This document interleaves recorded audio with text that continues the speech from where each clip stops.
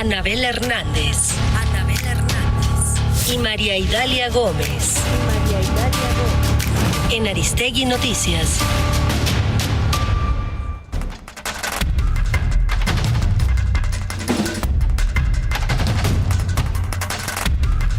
Bueno, pues estamos en esta primera mesa 2025, en lo que a mí corresponde, de esta mesa con Anabel Hernández y Maridalia Gómez. Anabel, buenos días a la distancia. Bienvenida, ¿cómo estás? ¡Feliz año! Querida Carmen, ¿cómo estás? Un saludo a ti, a Maridalia, al auditorio. ¿Qué te trajo Santa Claus? Dínoslo, ¿en serio te trató bien? Mucho trabajo. No, ¿qué va? ¿No te trajo nada? Mucho trabajo. ¿Un pedazo de carbón o sí te trajo algo? ¿Un osito de peluche? ¿Qué te trajo Santa Claus? No nos van a dejar ni dormir. ¿Eh?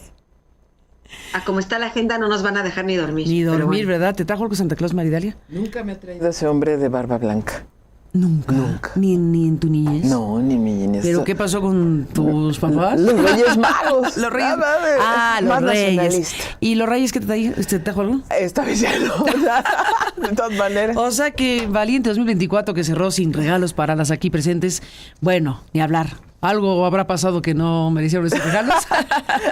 Pero bueno, en fin. Oigan, pues bienvenida a las dos, como siempre. Feliz año, feliz 2025 para ustedes, para sus familias, para el público que amablemente nos permite acompañarle cada mañana y en este caso con ustedes.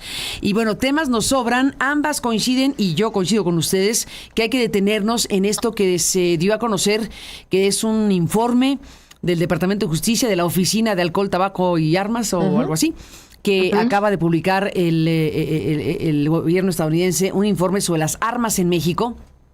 Y como bien decía el doctor Gertz Manero ayer en la conferencia matutina que se refirió al tema, este documento de los Estados Unidos es muy importante, muy, porque es la información oficial. Porque estamos hablando de la información que finalmente, después de una tardanza bastante subrayada por Gertz Manero, que reclamó también que Estados Unidos no colabora como debería para que esto que en algún punto llamó conspiración deje de suceder. La llegada de armas a México es tremenda y bueno, pues me quedo aquí porque ambas coinciden en que hay que abordar este tema. Maridalia, te paso el balón. ¿Qué estás viendo aquí? Buen día, porque yo no había dicho buen día. ¿Cómo? Anabel, Buenos días. Buen día. Feliz año. Bueno, este es un mapa que ya 10 años atrás, más o menos 15 años, nos había regalado Estados Unidos, pero vemos cómo evolucionó. Hace 10 años. 12 años más o menos fue un informe más o menos similar sobre la distribución de armas. 12 años más o menos. Pero no tan claro. Porque esta vez lo hicieron a partir de los requerimientos que ha hecho el gobierno mexicano a Estados Unidos fundamentalmente y lo que ellos mismos han detectado. Pero además, si uno lee gran parte del informe, encuentra que hay operaciones de ellos en los que han rastreado armas. Entonces siguen operando, siguen haciendo esos rastreos. Entonces te habla, para mí, Carmen, lo voy a resumir ¿Como Rápido y Furioso? Como Rápido y Furioso, sin tanta... diría sofisticación, pero sí con la intención de ubicar cómo se están nutriendo las rutas del crimen, de las armas y del dinero. Porque obviamente el intercambio de dinero por armas es lo que... Digamos que ahora sabemos que saben. Exacto. Sabemos que saben y que saben mucho, además. Que no se lo han querido compartir a México, no ahora, sino desde hace mucho tiempo, porque lo dijo el fiscal Alejandro Gertz Manero. Les hacemos peticiones y tardan meses en contestarnos o ni siquiera nos contestan. Y eso es gravísimo porque en los juicios se necesita que se den todas las pruebas. Y además México no puede elaborar sus propios mapas. No puede saber qué calibres están entrando y cómo. Recordemos que a mitad de los 2000 Estados Unidos cambió su legislación y ahora se permite la compra de armas de alto calibre en las tiendas. Y eso tuvo un impacto directo a la lógica militar o militarizante de los cárteles mexicanos, de los grupos criminales. Y ahora lo que nos está diciendo es, uno, cómo están llegando, qué tipo de armas, cuáles son las rutas, lo que están invirtiendo. ¿De dónde porque exacto, porque lo que uno hace de las sumas que uno hace son miles de millones de dólares lo que están invirtiendo los grupos criminales en armarse. Y lo que llega a resumirse, Carmen, es que Estados Unidos armó a los cárteles mexicanos y que tiene que asumir esa responsabilidad de Estados Unidos. Pero lo que la pregunta es, porque como lo vuelvo a repetir, nada es lo que parece. ¿Lo hizo con toda la intención? ¿Lo hizo sin querer? ¿O es una forma de desestabilizar? Imagínate o un gran negocio. A ver, espérame. Bueno, sí, no te las armadoras, claro. Pues sí, a ver, ¿cuál fue la razón? Pues bueno, varias, pero... Las empresas, que no les importa. Si llegara a darse caso, perdón que me detenga aquí, si llegara a darse caso que la razón por la cual se ha sido permisivo, por ponerlo suavecito, ¿no? Si hubiera alguna intención adicional a la del propio negocio, pues ya estamos en una situación verdaderamente terrorífica. Por conspiración, supuesto. La palabra que usa el fiscal no es cualquier cosa, ¿no? Así es, así es. ¿Qué tal tener grupos armados, civiles armados, ya entrenados? Porque eso modificaron el grupo de los Zetas provocó que los demás grupos se paramilitarizaran hace 15 años. Y entonces tenemos grupos de civiles armados más que las propias Fuerzas Armadas, porque las Fuerzas Armadas tienen la limitante de usar la capacidad de fuego que podrían tener. Digo, no pueden sacar un tanque, pues, ¿no? Pero los grupos armados sí, estos civiles. Entonces tenemos otro elemento, Carmen. Si frente a esto, y con esto cierro para no detener el micrófono, si frente a esto vemos que la declaración de grupos terroristas a los cárteles, pero son estos cárteles que ya no solo se dedican a las drogas, no solo a la trata de personas, no solo al tráfico de combustible, sino también al lavado de dinero, a negocios lícitos o aparentemente lícitos, a las negociaciones minerales con China, porque también están explotando minas en México y en Centro y Sudamérica, los grupos criminales para China, entonces, a las extorsiones y demás. Si vamos con todo eso, Carmen, tenemos que Estados Unidos en este momento tiene frente a sí la ensalada perfecta en México para hacer operaciones militares bajo el argumento de la capacidad armada que tienen estos grupos y del peligro que representan para su país. O sea, tenemos la ensalada perfecta para eso. Yo por eso pienso mal, y por eso no solo pienso que es un negocio, sino que es muy conveniente para Estados Unidos que estén armados y que haya armado durante al menos, y solamente estamos hablando de 17 para acá, de 2017 para acá, que haya armado a estos grupos que además ya se entrenan y tienen campos de entrenamiento y no son cualquier persona. No estamos hablando de improvisados ya en este momento. Uy. Anabel, ¿qué nos dices? Bueno, yo leí el documento, el informe que acaban de publicar hace pocos días, y yo encuentro tres elementos que son importantes, que creo que es una manera de leerlo en el otro sentido. Por una parte, es cierto de este infame tráfico de armas que se hace de Estados Unidos a México y que está alentando, pues es como una especie de una gasolina al fuego, ¿no? Está alimentando la conflagración que existe en México, ejecutada por estos carteles de la droga, ¿no? Y su violencia. Al final de cuentas están alimentando la violencia en México a través de esta permisidad de que estas armas fluyan, se puedan vender en Estados Unidos tan fácilmente.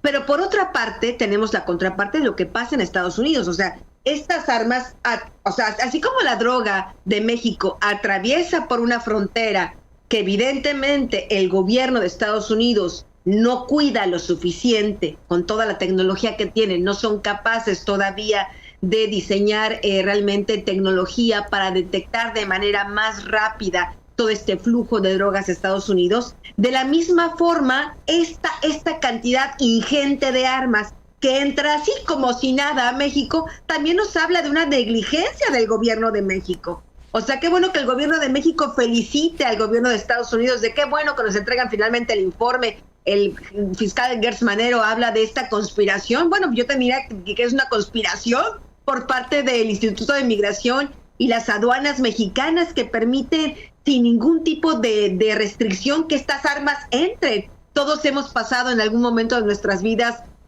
esta línea fronteriza, ya sea a pie o en carro, ¿no? Por ejemplo, la famosa garita de San Isidro, ¿no? Cuando uno va de aquí, de México para Estados Unidos, pues te revisan, te pasan el pasaporte, te abren la cajuela muchas veces, hay a veces segundas, terceras revisiones, pero en México, y lo sabemos, no hay ningún tipo de revisión.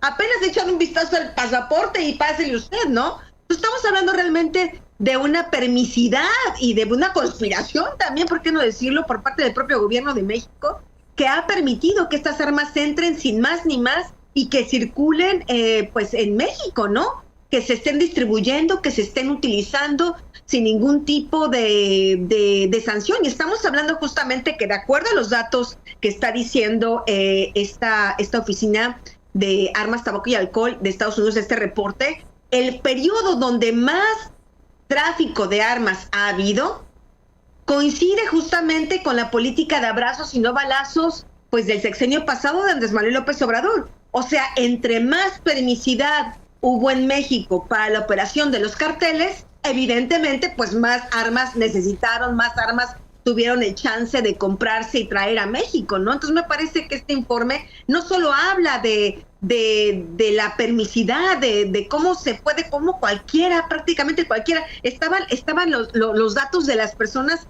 de los rangos de edad que compran estas armas en Estados Unidos y que después ilegalmente las trafican a México, ¿no? Jóvenes de entre 18 y 24 años representan más o menos más del 23% de los traficantes, o sea, de los que compran las armas y las traen ilegalmente, o compran las armas y después estas armas terminan traficadas ilegalmente a México. Estamos hablando realmente de que nos habla de una población muy joven, en un rango muy alto. Para mí es muy alto. Ciertamente las personas de más de 40 años representan más del 50% de estas personas que compran las armas en Estados Unidos y que después estas armas terminan en manos del cartel de Sinaloa, del cartel Jalisco Nueva Generación, pero estamos hablando de que este 23-24% de jóvenes, de gente de una edad tan joven, nos habla de una problemática de criminalidad pues también muy grave que ocurre en Estados Unidos, porque eso sí ocurre en Estados Unidos, los compradores están allá, ¿no? Entonces estamos hablando de un fenómeno que ocurre allá, así que me parece que un informe de esta naturaleza, con estas revelaciones, no dejan bien ni a un gobierno ni al otro. Y volvemos al punto justamente de una cooperación inevitable. O sea, un tema tan complicado, por ejemplo, como el tráfico de drogas, o un tema tan complicado como el tráfico de armas, porque aquí estamos hablando de las drogas van para allá y las armas vienen para acá, ¿no? Es un tema que solo se puede atender de manera bilateral. Es imposible que uno u otro país pueda resolver estos dos temas tan complicados que finalmente están entrelazados de manera unilateral. Debe de haber una cooperación bilateral y justamente ahí estamos en la antesala a partir de este 20 de enero próximo de lo que todo pinta será un antes y un después en la relación bilateral entre México y Estados Unidos, dadas las presiones que está ejerciendo pues el que ya en pocos días será formalmente el presidente de Estados Unidos, Donald Trump, hacia el gobierno de Claudia Sheinbaum, ¿no? En materia migratoria, en materia económica y por supuesto en materia de esta nominación que parece inminente de los carteles mexicanos como grupos terroristas extranjeros con todo lo que ello implica. Volvemos en un instante.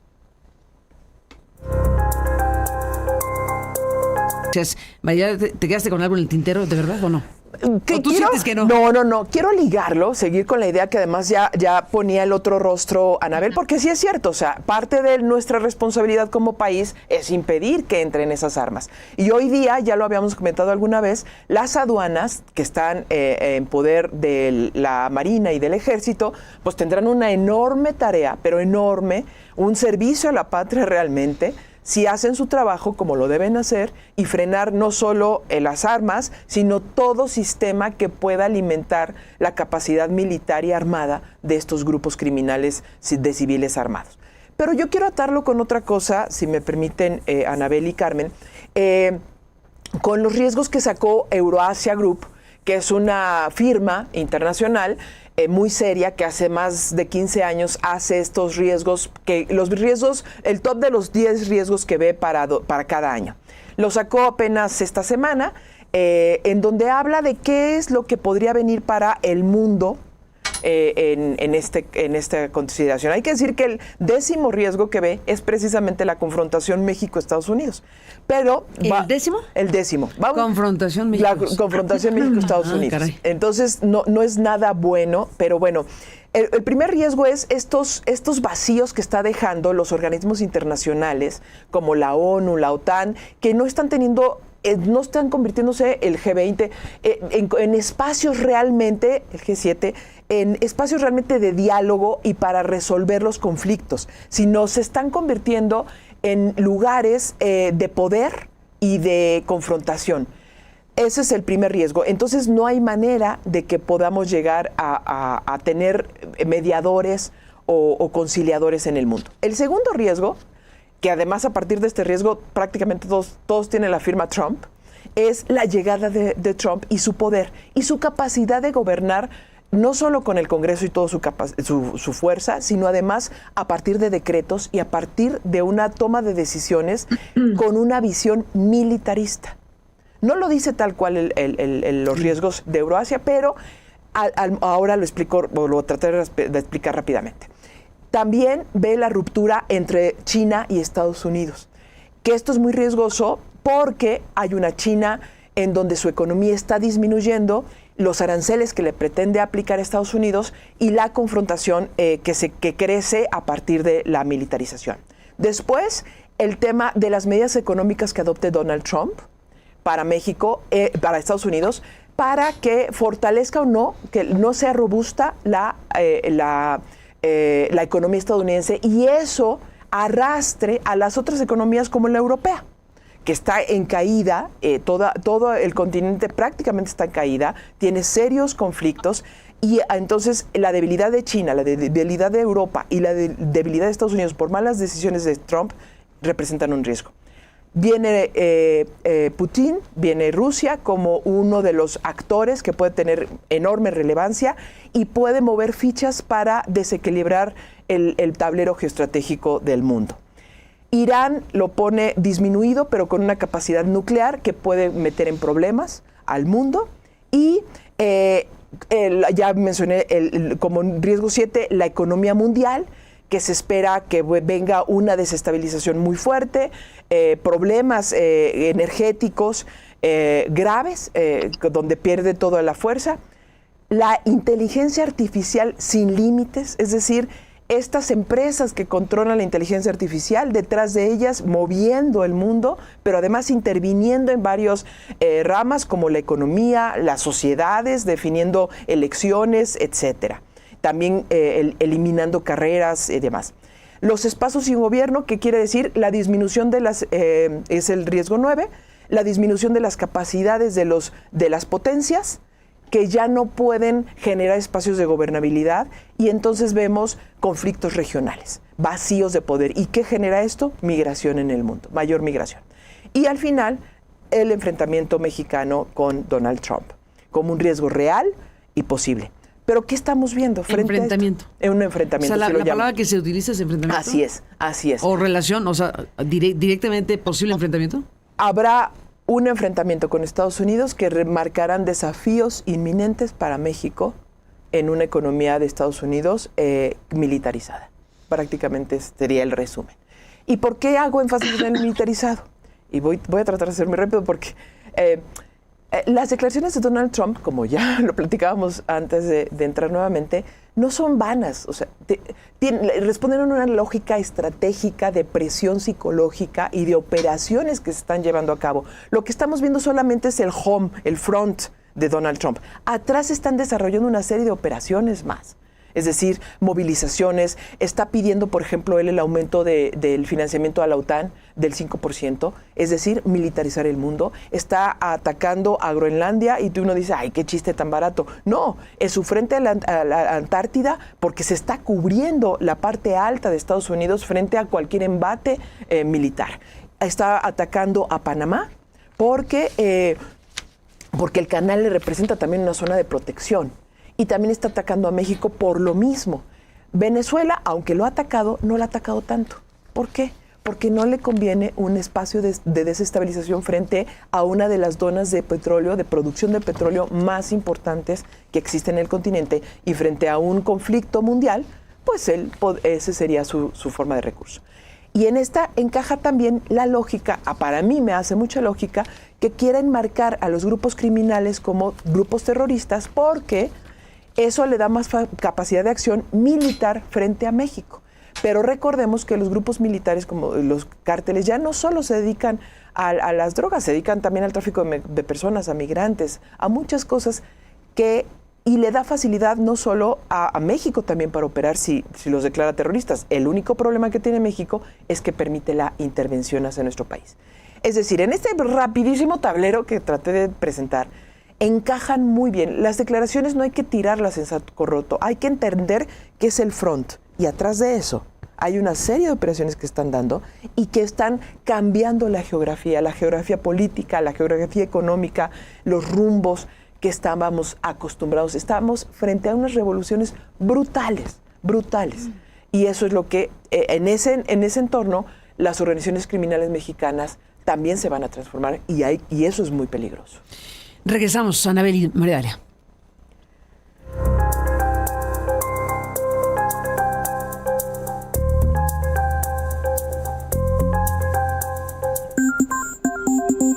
Buzón de voz.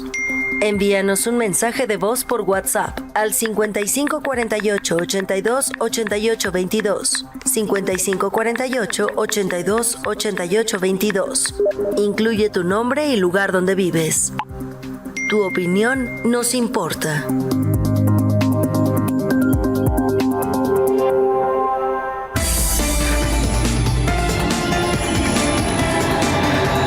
Aristegui, en vivo.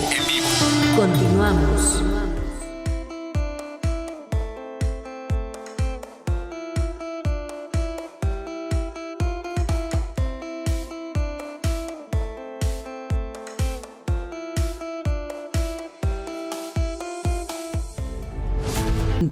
Y nuestro buzón de voz ha estado muy activo. No tenemos posibilidad de que salgan todas las opiniones por falta de tiempo, pero logramos que muchas de ellas puedan ser pues compartidas con ustedes, como las que estamos aquí compartiendo esta mañana de viernes. Así que muchísimas gracias por estar aquí siempre. Anabel, bueno, estábamos con varios temas. ¿Cómo retomar el hilo de lo que querrías destacar esta mañana de viernes? Estamos hablando, bueno, pues del tema de nombrar o no cárteles mexicanos como terroristas, que es una de las cuestiones que tú has enfatizado como tema importante de análisis. ¿Qué pasaría si algo así ocurre? Supongamos que, bueno, lo va a hacer probablemente Donald Trump, declare terroristas formalmente a las organizaciones criminales y con eso se activará una circunstancia legal, tanto estadounidense como internacional, porque declarar terrorista a alguien, a un grupo, a lo que sea, ya activa de otra manera las cosas. Por eso el gobierno mexicano se resiste a llamarles de esta manera a los cárteles criminales mexicanos. En este punto en específico, ¿qué dirías, Anabel? Además de este otro asunto que sé que lo traes en primera fila, de un documento donde dentro del oficialismo, pues hay cierta disidencia sobre cómo hacer las cosas con abrazos, no balazos, o con otro tipo de estrategia, que también es parte del asunto. Así que en el paquete completo, Anabel, ¿qué nos dices?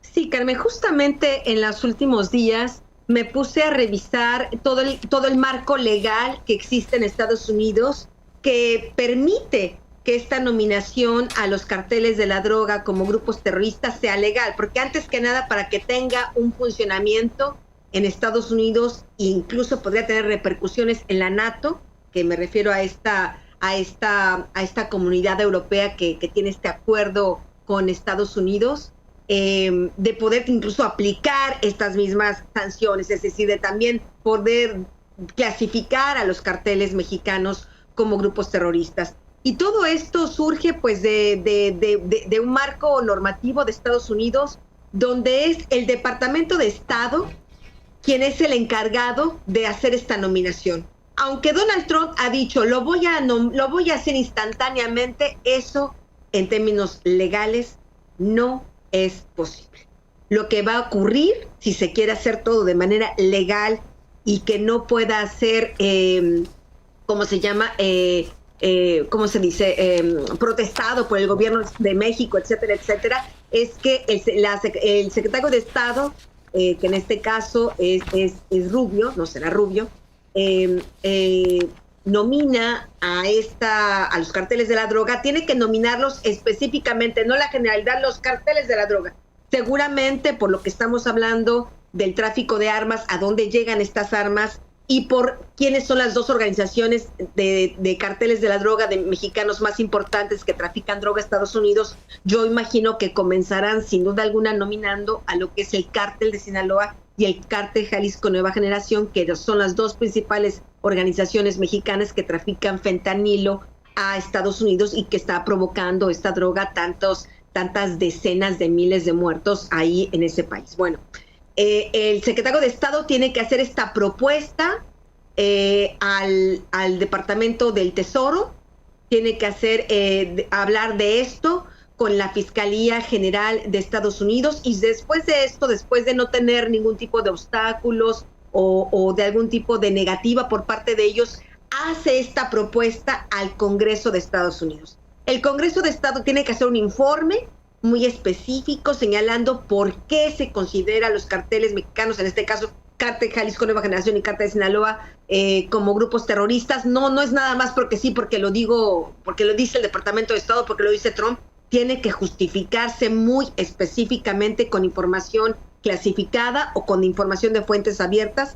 Se entrega un informe al Congreso de Estados Unidos. El Congreso tiene 7 días para revisar este informe.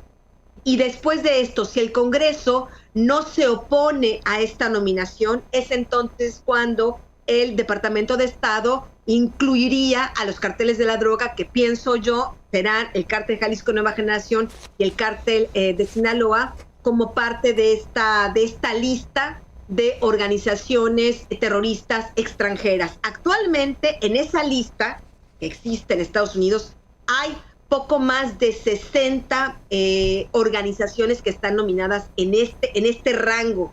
Y estamos hablando que entre ellos está Fuerzas Armadas Revolucionarias de Colombia, Ejército del Pueblo, FARC-EP, está ISIS, está Al-Qaeda, está Hamas y está Hezbollah, entre otras. Está, por ejemplo, también lo que es el grupo terrorista irlandés IRA, todavía está ahí en esta lista, y entre otros, ¿no? ¿Qué es lo que implica esto? Como comentaba, implica que seguramente el gobierno de Estados Unidos estará haciendo cabildeos en Europa para que también sean nominados ahí en la NATO como organizaciones terroristas a estos dos carteles mexicanos.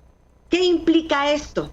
No solo implica una serie de sanciones económicas, etcétera, etcétera, sino, como lo estaba comentando justamente Maridalia, implica que el Departamento de Defensa de Estados Unidos pueda planear operaciones conjuntas o de operaciones aisladas, ellos le llaman guerra irregular, operaciones de guerra irregular o operaciones contraterroristas hacia específicamente estos dos carteles de la droga mexicano, que además, aquí estamos hablando que si son nominados el Cártel Jalisco Nueva Generación, el Cártel de Sinaloa, estos tienen operaciones en prácticamente todo el país. Prácticamente, si no me equivoco, el Cártel de Sinaloa tiene operaciones en 25 estados de la República y el Cártel Jalisco Nueva Generación en 27. Entonces estamos hablando que realmente, pues, una buena parte del territorio mexicano sería blanco de estas operaciones del gobierno de Estados Unidos, que incluso, de acuerdo a la ley, porque ya que una vez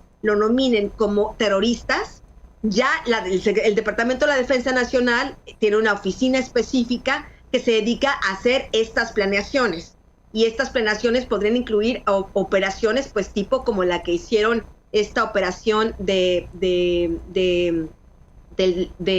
hicieron, por ejemplo, para cazar a Osama Bin Laden en 2011, si no me equivoco, fue esta operación donde pues llegaron y lo mataron en un país donde se encontraba escondido. Entonces estamos hablando realmente de repercusiones, Carmen, que pueden llegar a ser muy, muy serias, incluso en el extremo, si el gobierno de Claudia Sheinbaum, el gobierno de México, no aceptara ningún tipo de colaboración, dijera, no, nosotros nos quedamos con los abrazos y no balazos, esto podría implicar que incluso México pudiera ser catalogado como Cuba, como es el caso de Cuba, como una nación que protege a terroristas. Y eso lo metería en una lista donde habría bloqueos económicos, no solo de Estados Unidos hacia México, sino de otras partes de la comunidad internacional. ¿Qué dices, Maridalia?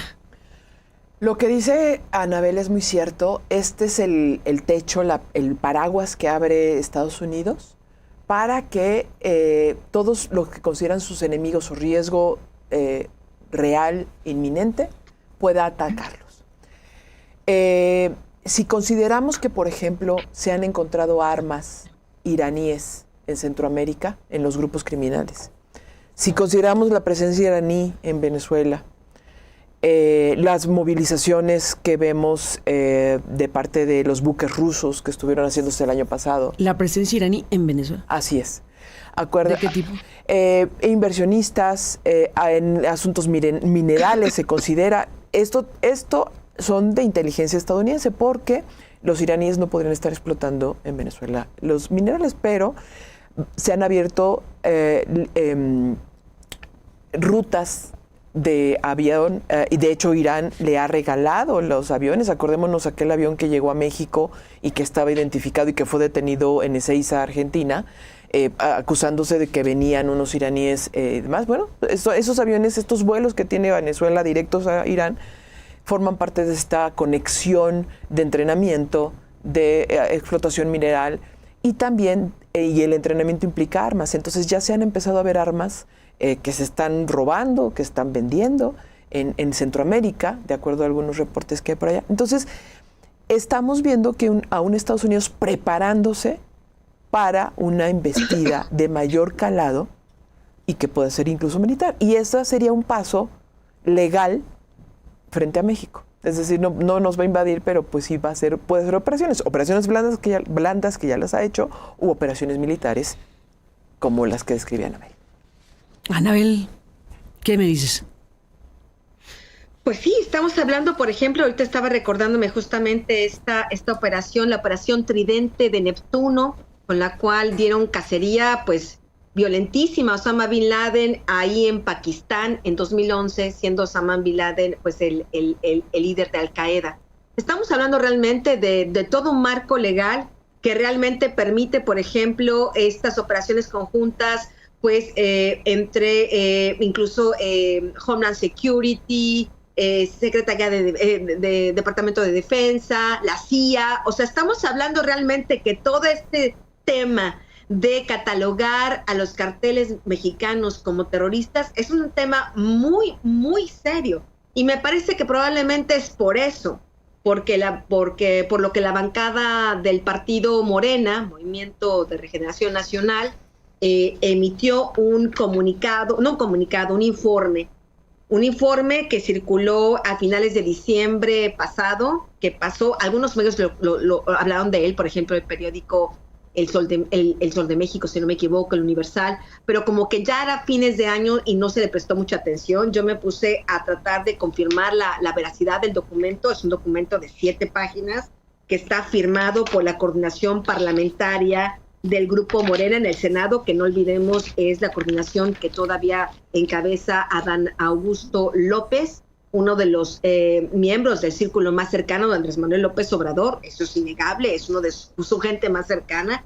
Y bueno, pues aquí en este documento, implicaciones de la designación como grupos terroristas extranjeros a los carteles mexicanos por parte del presidente de Estados Unidos de América, así se llama, ese es el título, pues habla de una serie de consideraciones, y yo diría, pues algunas de plano muy graves, Carmen, porque aquí lo que se plantea, lo que se afirma, pues sin decir de dónde viene la información, porque tampoco dicen qué elementos es los que los hace sacar estas conclusiones. Están diciendo que si hubiera operaciones militares extranjeras en México que combatan los carteles de la droga, habría como respuesta una serie de levantamientos armados no está hablando que fueran levantamientos o operaciones armadas de carteles de la droga como en respuesta a la violencia de Estados Unidos o a la intervención de Estados Unidos, sino pareciera como si estuviera hablando de movimientos sociales. Dice movimientos sociales que se pudieran levantar en armas. Pues no me imagino cómo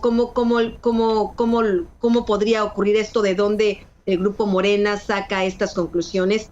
Está planteando como forma en que se deben combatir a los carteles en México prácticamente los abrazos y no balazos de López Obrador. Es decir, aquí plantean, debemos nosotros, el país debe seguir con la dinámica de atacar las causas, ¿no?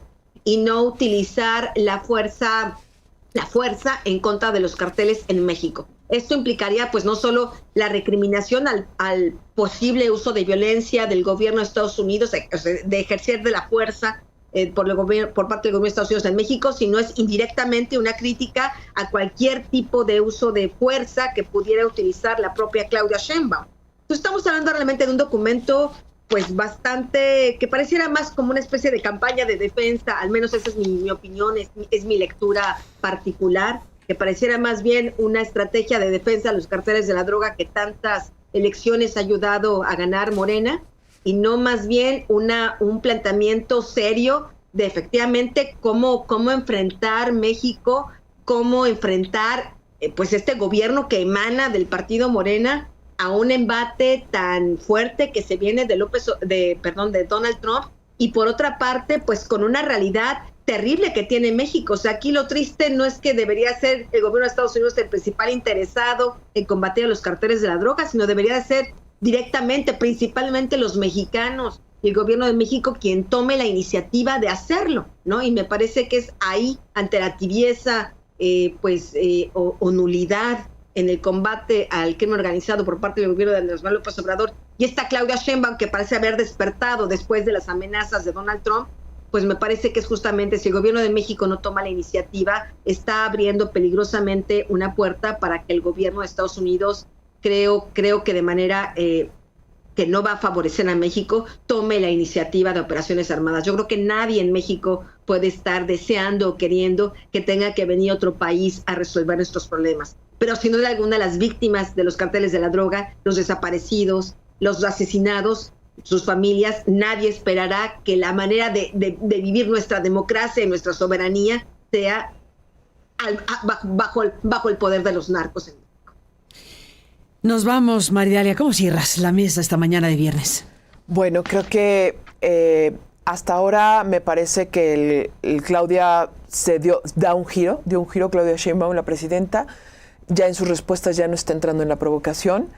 Escuchaba también en algunas cosas al secretario de Economía, a Marcelo Ebrard, que decía, estamos entrando a una nueva etapa, ya no es proteccionista, más bien es proteccionista, ya no es de libre mercado. Entonces creo que deseo que estén comprendiendo los tiempos que se están dando, porque esto, como te lo dije hace un momento, como lo dije al auditorio, me parece que estamos en varias revoluciones, en varios cambios revolucionarios de lo que estábamos acostumbrados en materia geopolítica, económica y social.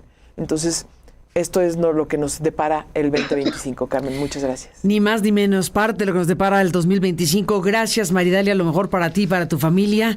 Y ya seguiremos hablando por acá. Gracias por estar aquí. Muchas gracias a ti. Anabel Hernández, igualmente lo mejor para ti y tu familia. Y bueno, ya veremos qué nos depara. Ya empezamos a delinear claramente lo que viene para 2025, lo que ya está ocurriendo. Apenas empezó y ya está incendiándose el panorama. Así que vamos a ver cómo se van dando las cosas para seguir aquí con ustedes y el público. Gracias, Anabel, un abrazo y feliz año. Un fuerte abrazo a las dos y al auditorio. Gracias. Igualmente, gracias a las dos. Gracias a las dos y muy buenos días. Anabel Hernández y María Idalia Gómez.